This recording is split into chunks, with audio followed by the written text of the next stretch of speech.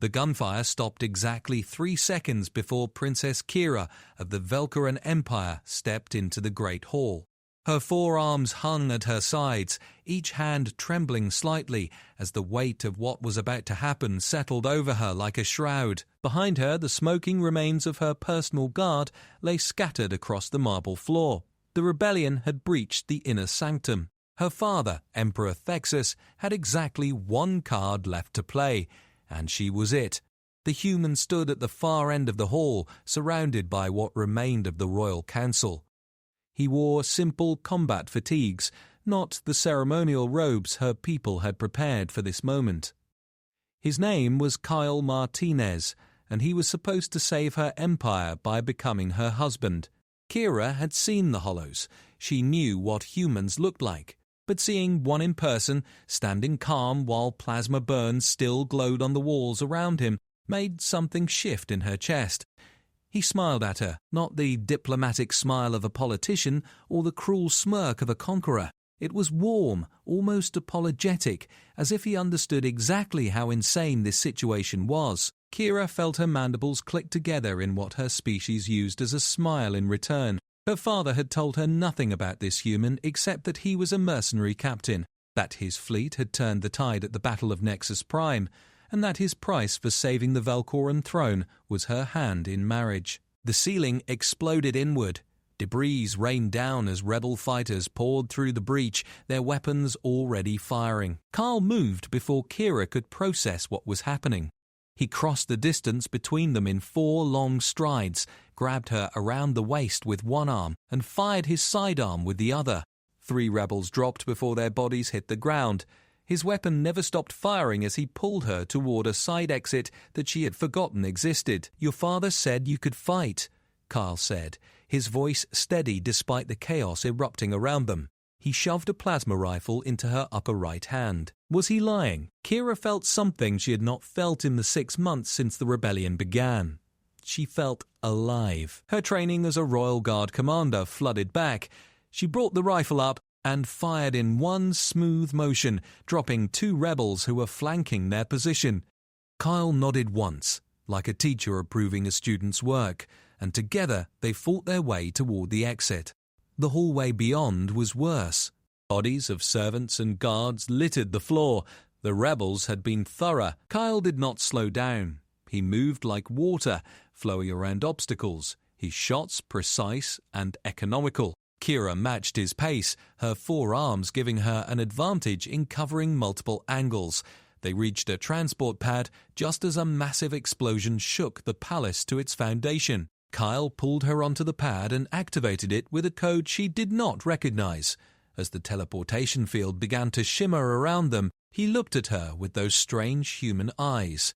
"I know this is not how you wanted to meet your future husband," he said, "but I promise you, Princess, I will get you out of this alive." The world dissolved into light, and Kira realized she was still smiling. They materialized on a human warship that hung in orbit above her dying homeworld. The bridge was a controlled chaos of activity, with crew members shouting coordinates and damage reports. Kyle kept his hand on her arm, guiding her through the organized madness toward what appeared to be a command center. Kira had never been on a human vessel before. The air tasted different, sharper somehow, with an underlying scent of metal and something organic she could not identify. "Captain on deck," someone shouted, and the frenetic energy shifted slightly, became more focused. Kyle did not acknowledge the greeting.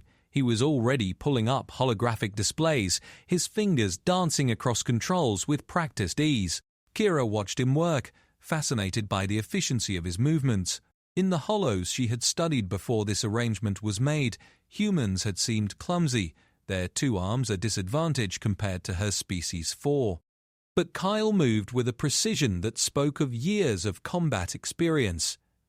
"Status report," he said, and a woman with short red hair stepped forward. Her name tag read Lieutenant Amy Foster, and she looked at Kira with undisguised curiosity, before turning her attention to Kyle. "The rebel fleet has taken control of 3 orbital platforms. They are bombarding the northern continent.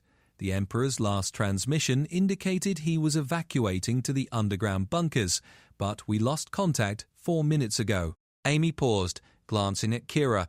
"Ma'am, I am sorry." Kira felt her secondary hearts skip a beat. Her father might be dead. Her home was burning, and she was standing on an alien warship, married to a human she had met less than 10 minutes ago, in the middle of a firefight. The absurdity of it should have broken her, but instead she felt that same strange sense of being alive that had sparked in the Great Hall.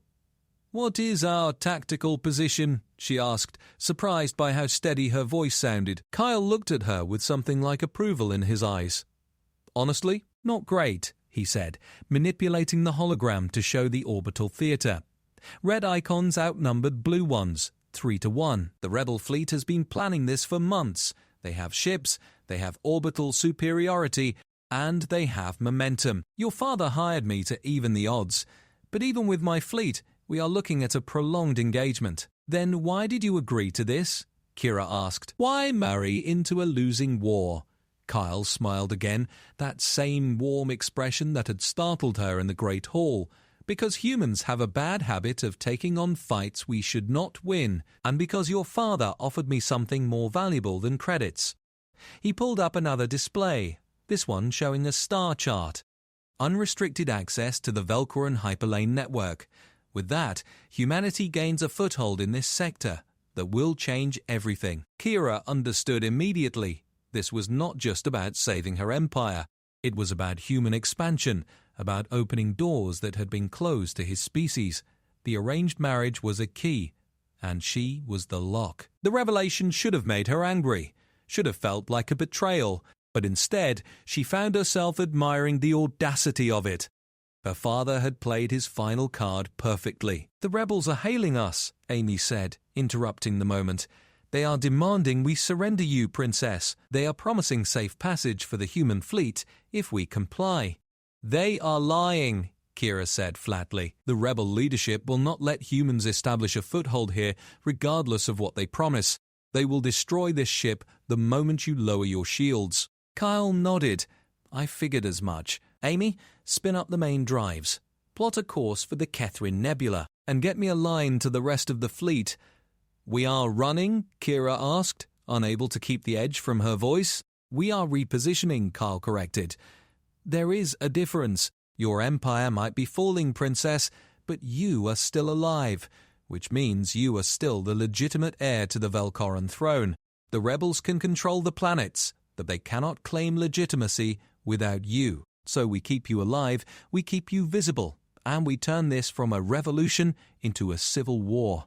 Wars can be won." The ship lurched as the main drives engaged. Through the viewport, Kira watched her homeworld begin to shrink. Flames were visible even from orbit, painting the night side of the planet in angry reds and oranges. She had never felt more helpless or more determined. "I need access to the long-range communication array," she said. Kyle raised an eyebrow but nodded to Amy, who quickly set up a secure channel. Kira took a breath and began to speak, her words broadcast across every functioning Velcoran receiver in the system. "This is Princess Kira, daughter of Emperor Thexis, rightful heir to the Velcoran throne. I speak to you not from the palace, but from the bridge of a human warship, because our home has been taken by traitors who would see our empire burn. But I am alive. I am free. And I will return." She paused, letting the weight of her words settle. "I have taken a human as my husband, Captain Kyle Martinez, and with him comes the strength of humanity's fleets. The rebels believe they have won, but they have only awakened something they cannot control. We will take back what is ours." The transmission ended. Silence filled the bridge for 3 long seconds before Kyle started laughing. It was not a mocking laugh, but one of genuine amusement, and something that might have been respect. "You just declared war in your wedding announcement," he said. "I think I am going to like being married to you." Kira felt her mandibles click together in another smile. The feeling might be mutual, human. The Catherine Nebula was exactly as unwelcoming as its reputation suggested. Purple and green gases churned in massive clouds that played havoc with sensors and communications. Kyle had chosen it precisely because it was a nightmare to navigate, which meant the rebel fleet would not follow them in without serious consideration. The human warship, which Kira had learned was named the Defiant, moved through the nebula with its escorts like ghosts through fog. Kira stood in what Kyle called the war room, studying holographic projections of her empire. Red zones marked rebel control. Blue zones, pitifully small, indicated loyalist holdouts. Grey zones were contested or unknown. The map was a portrait of her failure. She had been trained as a warrior, groomed to lead the royal guard. But political instability had always been her father's domain. Now she was paying the price for that oversight. "Stop beating yourself up," Kyle said from behind her. She had not heard him enter. Humans moved quietly for such large creatures. You could not have prevented this. Revolutions do not happen overnight. This was building for years. "I should have seen it coming," Kira replied, her lower arms crossed while her upper arms gestured at the damning map. "I commanded the Royal Guard. Intelligence reports crossed my desk daily. The signs were there. Intelligence reports that your father's advisors filtered before they reached you," Kyle said, moving to stand beside her. He pulled up a secondary display showing communication intercepts. "I have had my people digging through the data we pulled from the palace network before we evacuated." "Princess, you were being deliberately kept in the dark. Someone in your father's inner circle was feeding information to the rebels." The revelation hit Kira like a physical blow. Betrayal from within the Royal Council was not unheard of, but to have it confirmed, to see the evidence laid out in stolen transmissions and coded messages, made it real in a way that hurt. "Who?" she asked, her voice cold. Vex had been her mentor, the one who had trained her in strategy and tactics. He had been like an uncle to her. "I am sorry. I know he was close to you." Kira forced herself to breathe. Grief and rage warred inside her, but she pushed both down. There would be time for those emotions later. Right now, she needed to think like a commander. If Vex was the traitor, then he knows our defensive protocols. He knows our safe houses, our emergency procedures, everything, which is why we are not using any of them, Kyle said. "We are writing new playbooks, human playbooks. The rebels are expecting you to act like a Velcoran princess, so we make you into something they cannot predict." "And what is that?" Kyle's smile was sharp. "A guerrilla leader with human backing. We are going to take a page from Earth's history. Hit and run tactics, propaganda broadcasts, turning the civilian population against the rebels by making them the oppressors. Your empire is built on a rigid hierarchy and centuries of tradition. We are going to break that tradition and rebuild it into something that can actually fight." The audacity of the plan was staggering. Kyle was proposing they tear down the very foundations of Velcoran society and remake it in the middle of a civil war. It should have been impossible. It should have been insane. But as Kira looked at the map of her dying empire, she realized it might be the only option that had any chance of success. "My people will not accept such radical change easily," she warned. "Then we start small. We find the loyalist holdouts, the ones who are already desperate enough to try anything. We give them hope, we give them victories, and we show them that your way works. Momentum builds from there." Kyle pulled up another display, this one showing personnel files. "I have been reviewing your father's military records. There are commanders in the outer territories who have not declared for either side yet. They are waiting to see which way the wind blows. We convince them that you are the future, not the past." Kira studied the files. She recognized many of the names. Some were warriors she respected. Others were politicians she had barely tolerated. All of them were potential assets or potential enemies. "We will need to move quickly. The rebels will be consolidating their hold on the core worlds. If we give them time to establish legitimacy, this war becomes exponentially harder." "Agreed. Which is why our first target is here." Kyle highlighted a system at the edge of Velcoran space, the Drayton Station. It is a major supply depot and communication hub. The rebels control it, but their garrison is small. We hit it hard, we hit it fast, and we broadcast the whole thing live. Show the Empire that you are not hiding, that you are fighting. That station is heavily fortified, Kira said, analyzing the tactical data. Even with your fleet, a direct assault would cost us ships we cannot afford to lose. Who said anything about a direct assault? Kyle grinned, and Kira realized she was seeing the mind that had won the Battle of Nexus Prime at work. We are going to use the one advantage we have that the rebels do not. We are going to use you. Kira felt a chill run down her spine. Explain. The rebels want you dead or captured, right? So we give them what they want.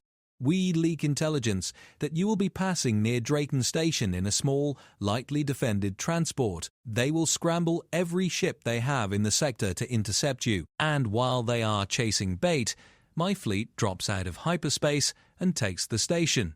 It was risky. It was dangerous. It put her directly in the line of fire. Kira loved it. When do we leave? Kyle looked at her with something that might have been pride. Tomorrow at dawn. Get some rest, Princess. You are going to need it.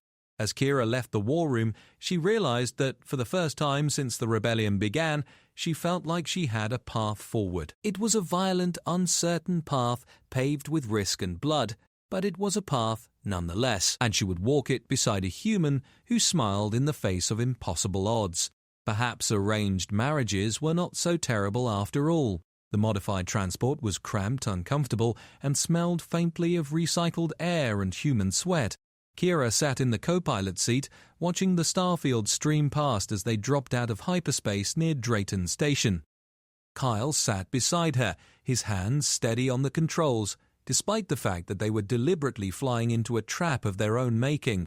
Picking up multiple contacts, said Jake Collins, the human pilot who had volunteered for this insanity. He was young, maybe 25, in Earth years, with the kind of reckless confidence that Kira had only seen in the most elite soldiers. 6 rebel cruisers breaking orbit. They are forming an intercept pattern. Right on schedule, Kyle said calmly. He activated the communication system. This is transport vessel Dawn Runner, requesting emergency docking clearance at Drayton Station. We have Princess Kira of the Velcaran Empire aboard and are experiencing engine troubles. The response was immediate. Transport Dawn Runner, you are ordered to cut engines and prepare to be boarded.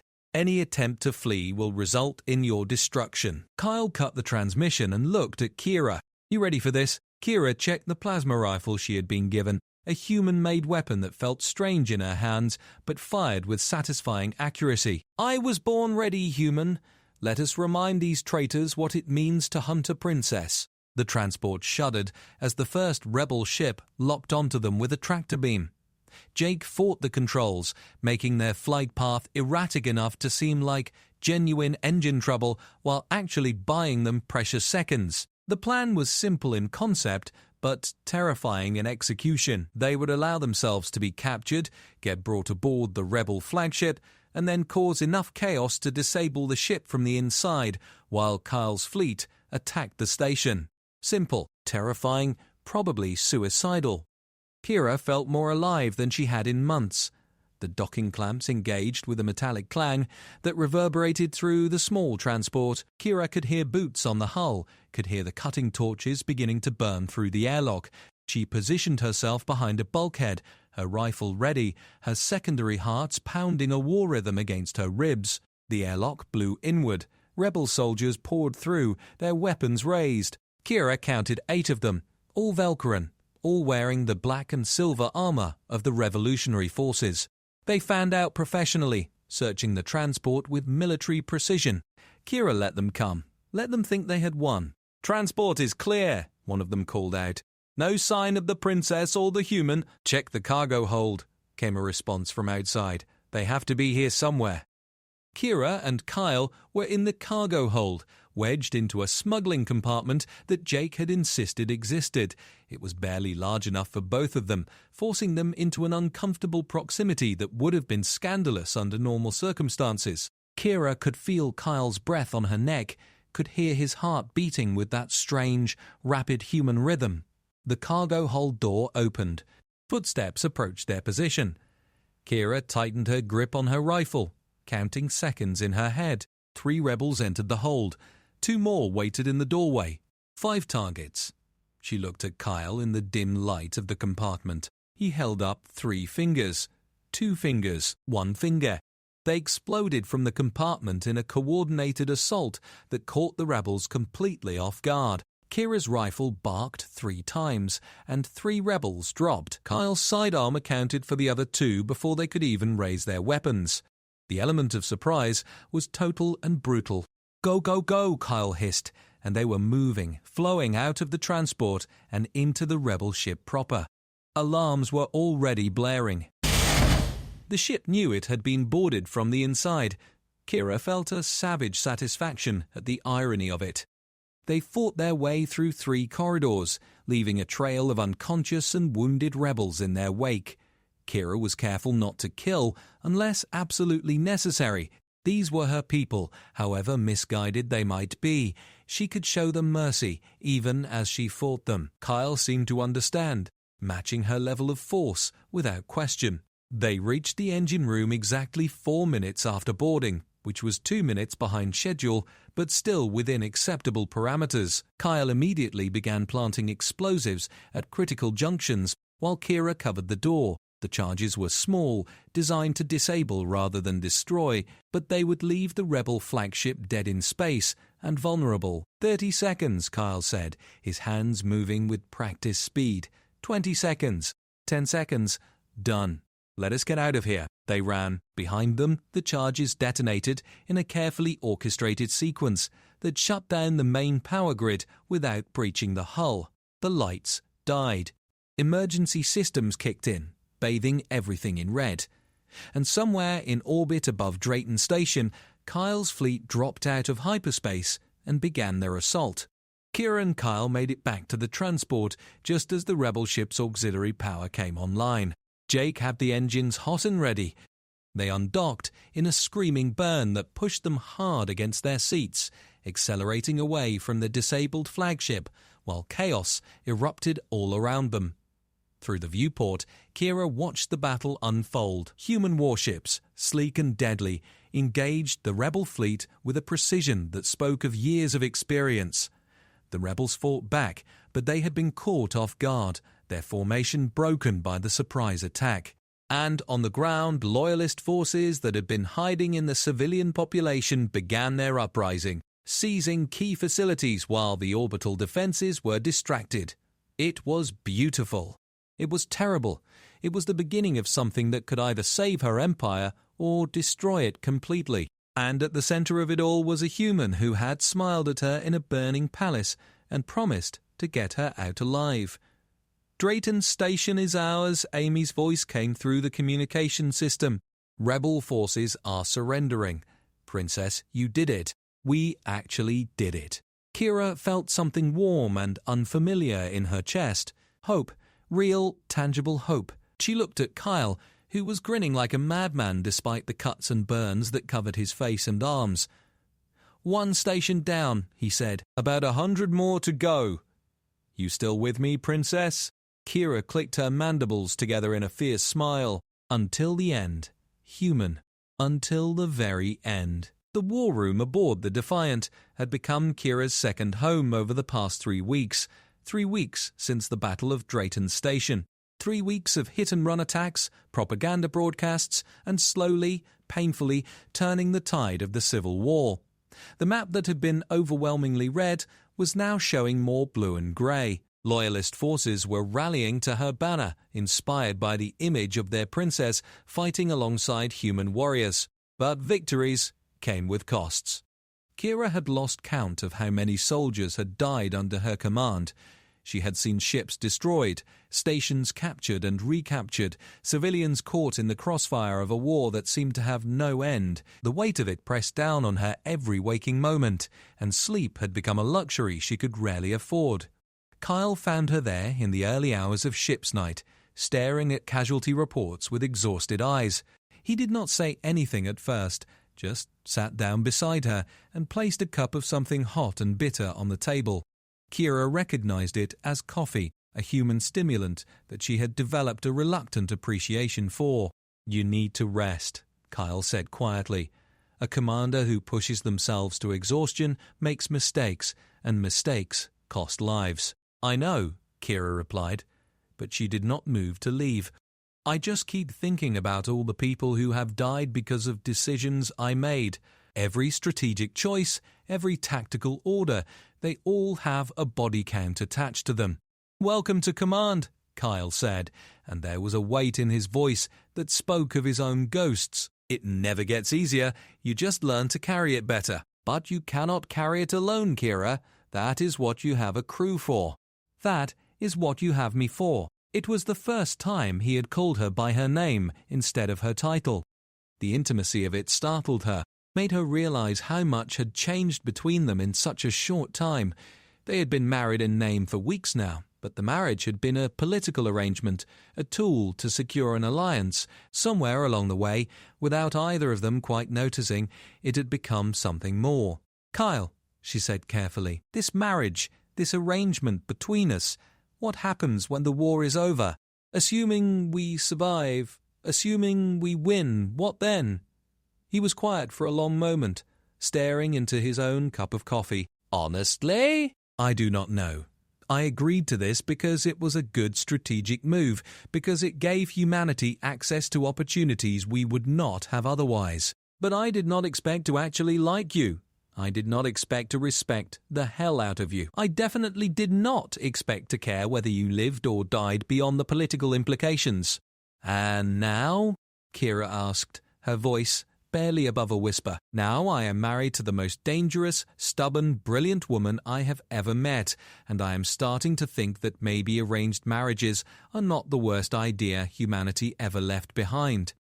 He looked at her with those strange human eyes that she had grown so familiar with. I am in this for real, Kira, not just for the alliance, not just for the war. For you, if you will have me. Kira felt something shift inside her chest, something warm and terrifying and wonderful, all at once. She had been raised to believe that marriages were political tools, that love was a luxury reserved for commoners. But sitting here in the dim light of the war room, exhausted and scared and more alive than she had ever been, she realized that maybe her people had been wrong about that too. I will have you, she said, and leaned across the space between them to press her forehead against his in the traditional Valkyran gesture of deep affection. Kyle responded by placing his hand gently against the side of her face, a human gesture, two species, two traditions, meeting in the middle. The moment was shattered by alarms blaring throughout the ship. Amy's voice came through the communication system, urgent and stressed. Captain, Princess, you need to get to the bridge now. We have a situation. They ran. When they reached the bridge, Kira immediately understood why Amy had sounded so worried. The main display showed a massive fleet dropping out of hyperspace. But these were not rebel ships. They were Valkyran Imperial Navy vessels, dozens of them, bearing the colours and insignia of the legitimate military. And at the head of the formation was the dreadnought Emperor's Will, her father's flagship. We are being hailed, Amy said. It is the Emperor himself. Kira felt her heart stop. Her father was alive. After weeks of assuming he had died in the palace, after accepting that she was now the last of the royal line, he was alive. She did not know whether to feel relieved or terrified. Put him through, she said, surprised by how steady her voice sounded. The holographic display shimmered, and suddenly Emperor Thexis stood before them. He looked older than Kira remembered, his scales dulled by stress and injury, but his eyes were as sharp as ever. Those eyes swept across the bridge, taking in the human crew, the weapons, the tactical displays, before finally settling on Kira. Daughter, he said, and there was a universe of emotion packed into that single word. You have done well. Better than I could have hoped. You have given our people a symbol to rally behind, and you have forged an alliance that may yet save our empire. I am proud of you. Kira felt tears threatening to fall. Father, I thought you were dead. The palace, the rebellion. We lost contact, and I assumed the worst. I was forced underground, cut off from communications while we regrouped, but the time for hiding is over. I have rallied what remains of the loyal fleet, and I have come to take command of this war. Together, daughter, we will crush the rebellion and restore order to the Empire. It should have been a moment of triumph. It should have been the answer to every prayer Kira had offered up over the past weeks, but something about her father's tone, about the way his eyes lingered on Kyle with thinly veiled contempt, made warning bells go off in Kira's mind. "Father, what are your orders?" she asked carefully. "First, you will transfer command of all military operations to me. Second, you will return to the flagship where you will be safe. Third, your human husband and his fleet will be reassigned to defensive positions in the outer territories. The core war effort will be handled by Velcoron forces." Kira felt something cold settle in her stomach. Her father was sidelining Kyle, removing the very element that had made their recent victories possible. It was the act of a leader who did not trust humans, who saw them as tools to be used and discarded rather than true allies. It was the kind of thinking that had led to the rebellion in the first place. "Father, with respect, that would be a mistake," Kira said, choosing her words carefully. "Captain Martinez and his forces have been instrumental in every victory we have achieved. To remove them from the front lines now would send the wrong message to our allies and give the rebels an advantage." Emperor Thexus's expression hardened. "I am not asking for your opinion, daughter. I am giving you an order. You may have played at being the commander these past weeks, but the time for games is over. Real leadership has arrived." The insult stung, but more than that, it clarified everything. Her father saw her efforts as a child's game, saw Kyle as a mercenary who had served his purpose. He was going to take control and revert to the same rigid, traditional strategies that had left the Empire vulnerable to rebellion in the first place. Kira made a decision that would have been unthinkable weeks ago. She straightened her shoulders, met her father's eyes, and said clearly, "No." The single word hung in the air like a bomb. Emperor Thexus stared at her as if she had grown a fifth arm. "What did you say?" "I said no, father. I will not transfer command. I will not return to be decorative and safe while others fight for our empire. And I will not sideline the allies who have bled and died beside us. If you want to join this war effort, then you are welcome to coordinate with us, but you will not take control from me." The silence that followed was deafening. Kira could feel every eye on the bridge watching her, could feel the weight of what she had just done. She had effectively declared independence from her father, had claimed authority she had no legal right to hold. It was treason by the strictest definition of Velcoran law. Emperor Thexus's face cycled through shock, rage, and finally something that might have been grudging respect. "You have changed, daughter. The girl I knew would never have dared speak to me this way." "The girl you knew died in the palace when the rebels attacked," Kira replied. "I am what emerged from the ashes, and I will not let anyone, not even you, father, undo what we have built here." Kyle stepped up beside her, a show of solidarity that was not lost on anyone. "Emperor Thexus, with respect, your daughter has been leading this resistance with wisdom, courage, and tactical brilliance. The humans are fully committed to this alliance, and we stand with Princess Kira. If you want our continued support, then you will recognize her authority." It was a threat, politely worded, but a threat nonetheless. The Emperor understood it immediately. Without human support, his fleet was powerful but not decisive. The rebellion still controlled too much territory. He needed the alliance as much as Kira did. Finally, after what felt like an eternity, Emperor Thexus nodded slowly. "Very well. We will try it your way, daughter. But understand this. When this war is over, there will be a reckoning. The Empire cannot have two rulers." "I understand," Kira said, though she was not sure she agreed. "For now, let us focus on winning the war. Everything else can wait." The transmission ended. Kira stood on the bridge, shaking with adrenaline and the magnitude of what she had just done. She had defied her father, had claimed power she had no right to hold, and had burned bridges she might desperately need in the future. But she had also proven something to herself and to everyone watching. She was not a princess hiding behind human warriors. She was a leader in her own right. Kyle's hand found hers. their fingers intertwining in a gesture that transcended species. "That was either the bravest thing I have ever seen or the most insane," he said quietly. "I am still not sure which." "Can it be both?" Kira asked. And despite everything, despite the fear and uncertainty and the enormity of the challenges ahead, she found herself smiling. Because for the first time since this whole nightmare began, she was fighting on her own terms. And she was not fighting alone.